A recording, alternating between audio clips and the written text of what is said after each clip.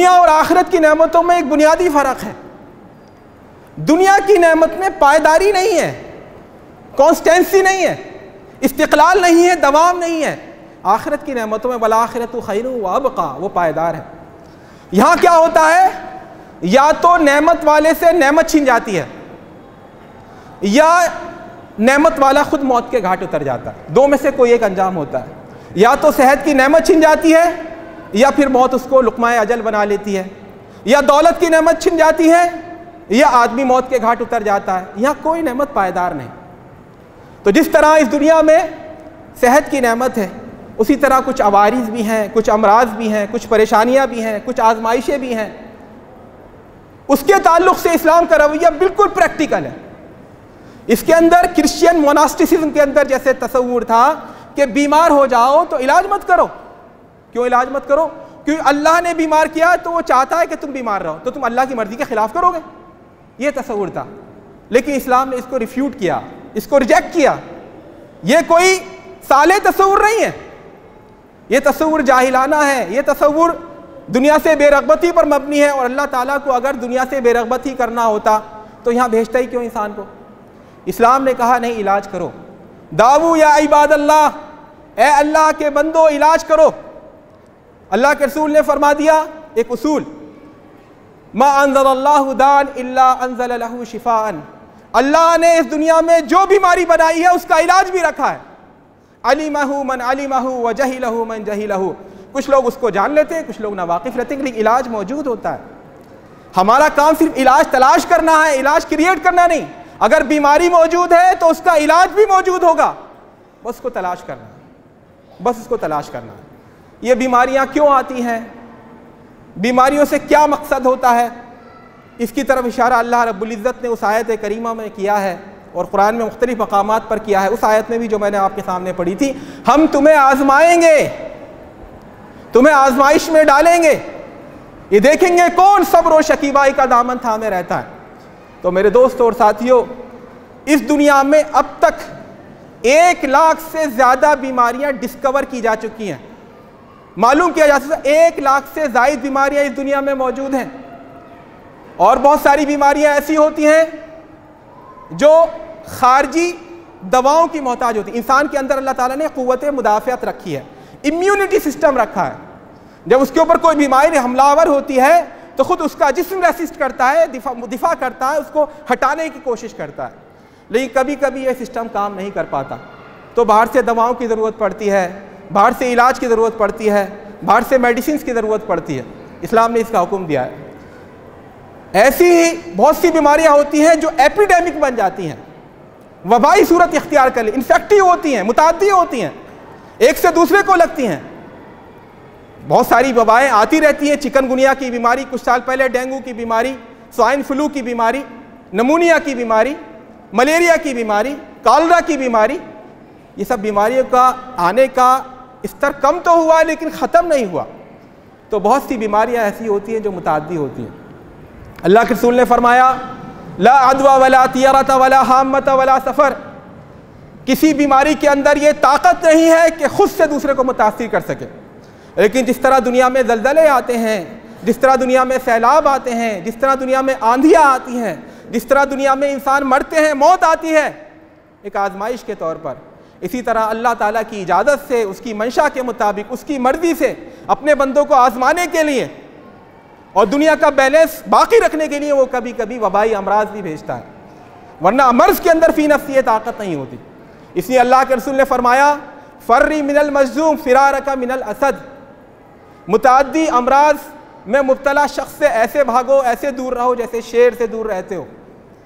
इसका मतलब ही नहीं तवक्कुल के मुनाफी है। ये भी असबाब व इलल का जो सिलसिला अल्लाह रब्बुल इज़्ज़त ने इस दुनिया में कायम कर दिया है, उसको इख्तियार करना है। तो कुछ बीमारियां ऐसी होती हैं जो खुद ठीक हो जाती हैं जिस्म के दिफाई सिस्टम से, कुछ होती हैं जो दवाओं से ठीक होती हैं, और कुछ होती हैं जिनके लिए एहतियाती तदाबीर इख्तियार करनी पड़ती हैं, प्रिकॉशंस लेने पड़ते हैं, एहतियाती तदाबीर इख्तियार करनी पड़ती हैं। एहतियाती तदाबीर में सर फहरिस्त आता है परहेज़ करना। जो सर्दी में मुब्तला है वो ठंडी चीज़ें ना खाए, आइसक्रीम ना खाए, बर्फ़ इस्तेमाल ना करे, ठंडे पानी से वज़ू और नहाना ना करे, ये परहेज़ है। लेकिन इसी तरह परहेज़ का कुछ बीमारियां ऐसी होती हैं उसमें परहेज़ की सबील ये होती है, एहतियात का तरीक़ा ये होता है कि जिन लोगों को बीमारी लग गई है उनसे दूर रहा जाए। और इस्लाम ने इसको अप्रूव किया है, रिकॉग्नाइज किया है, माना है, एक्सेप्ट किया है।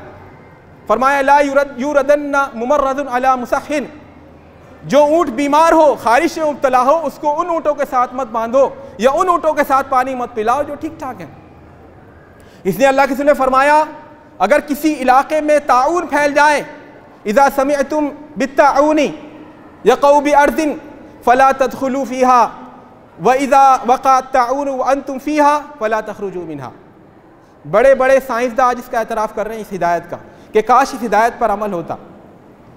क्या है कि अगर किसी इलाके में ताउन फैल जाए तो तुम वहाँ मत जाओ सफ़र करके, और किसी इलाके में ताउन फैल जाए और तुम्हारा इलाका हो, तुम वहाँ रहने वाले हो, तुम वहीं पर हो, तो वहाँ से मत निकलो।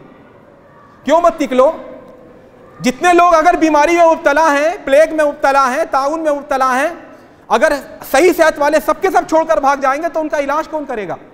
उनकी तीमारदारी कौन करेगा? उनकी दवा दारू कौन करेगा? उनका ख्याल कौन रखेगा? और दूसरा यह है कि आपकी वजह से उस बीमारी के जरासीम दूसरे इलाकों में भी फैलेंगे। तो मेरे दोस्त और साथियों, 1 लाख से ज़ायद बीमारियां हैं। कुछ बीमारियां हैं जो फ़ज़ाई आलूदगी की वजह से हो रही हैं, कुछ बीमारियां हैं जो जिनसी बेराहवी की वजह से हो रही हैं, कुछ बीमारियां हैं जो असर हाजिर के जहनी कर्ब और इज़्तिराब की वजह से हो रही हैं, कुछ बीमारियां हैं जो गलत मनसूबाबंदी की वजह से हो रही हैं, कुछ बीमारियां हैं जो वर्जिश छोड़ देने और मेहनत वाली ज़िंदगी को छोड़ देने की वजह से हो रही हैं। ऐसी कुछ बीमारियां वो हैं जो फ़ज़ा में उड़ते हुए जरासीम की वजह से हो रही हैं। ऐसे बहुत सारे जरासीम इंसान दरियाफ़्त कर चुका है। उन्हीं में से एक नया जुर्सूमा, यह नया वायरस है जो आज दुनिया का मौजूए गुफ्तगू बना हुआ है, कोरोना वायरस। कोरोना रोमन ज़बान का लफ्ज़ है जिसको मतलब है क्राउन, ताज, क्योंकि जब खुर्दबीनों से इस वायरस का मुताला किया गया तो पता चला इसकी शक्ल ऐसी होती है कि गोल गोल होता है लेकिन एक सिरा इसका मोटा होता है जैसे ताज का होता है, तो इसका नाम कोरोना रख दिया गया। 1960 में सबसे पहले डिस्कवर हुआ कोरोना कोई होता है, लेकिन पहले ये बीमारी इतनी ख़तरनाक नहीं थी, इतनी फैटल नहीं थी। 1960 से लेकर आज तक इसकी 13 किस्में दरियाफ्त हो चुकी हैं कोरोना वायरस की। उनमें से 6 किस्में ऐसी हैं जो इंसान को नुकसान नहीं पहुंचाती, लेकिन 7 किस्में ऐसी हैं जो इंसान को नुकसान पहुंचाती हैं। उनमें भी 3 बड़ी किस्में ऐसी हैं जो इंसान के लिए जानलेवा साबित होती हैं, मुहलिक साबित होती हैं। उन्हीं में नोवेल कोरोना वायरस 2019 है, और दूसरी है सारस, सेवियर एक्यूट रेस्पिरेटरी सिंड्रोम। ये दोनों कोरोना वायरस, ये दोनों किस्में, ये चीन से, जैसा कि लोग कहते हैं, जैसा कि अभी बाद में हकाइक से साबित होगा, बाद में तहकीकात होंगी, लेकिन अभी तक की जो इत्तलात थी ये चीन के अंदर पैदा हुआ, ये दोनों वायरस। और तीसरी जो जानलेवा किस्म है Mayers, middle east respiratory syndrome, ये खलीजी ममालिक के अंदर आम हो रही है, कतर के अंदर, कुवैत के अंदर, सऊदी अरब वगैरह के अंदर। ये 3 किस्में ऐसी हैं जो इंसान के पर हमलावर होती हैं और सबसे पहले जो सांस लेने की नाली है उसका जो ऊपरी हिस्सा है उसको ब्लॉक करती हैं, उसको जाम करती हैं। सांस लेने में परेशानी होती है, कठिनाई होती है, इंसान सांस नहीं ले पाता।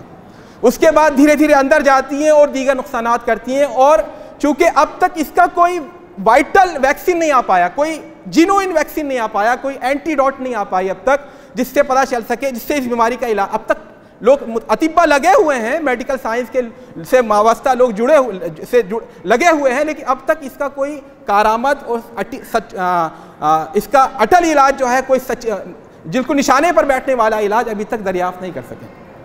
अब तक इसके जो सिम्टम्स जाहिर होते हैं, यूनिसेफ के मुताबिक जो सिम्टम्स जाहिर होते हैं कि कभी बुखार चढ़ जाता है, कभी ज़ुकाम हो जाता है, कभी गले में खराश पैदा हो जाती है, सांस लेने में दुश्वारी होती है, उसकी वजह से इस सिम्टम्स का लोग इलाज कर रहे हैं अब तक।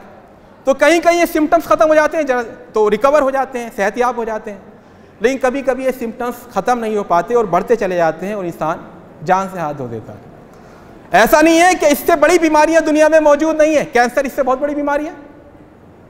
ऐसा नहीं है कि जितनी तादाद में आज लोग इसमें मुब्तला हैं उससे कम तादाद है और बीमार नहीं। HIV जो एड्स है उससे ज़्यादा मरीज़ है।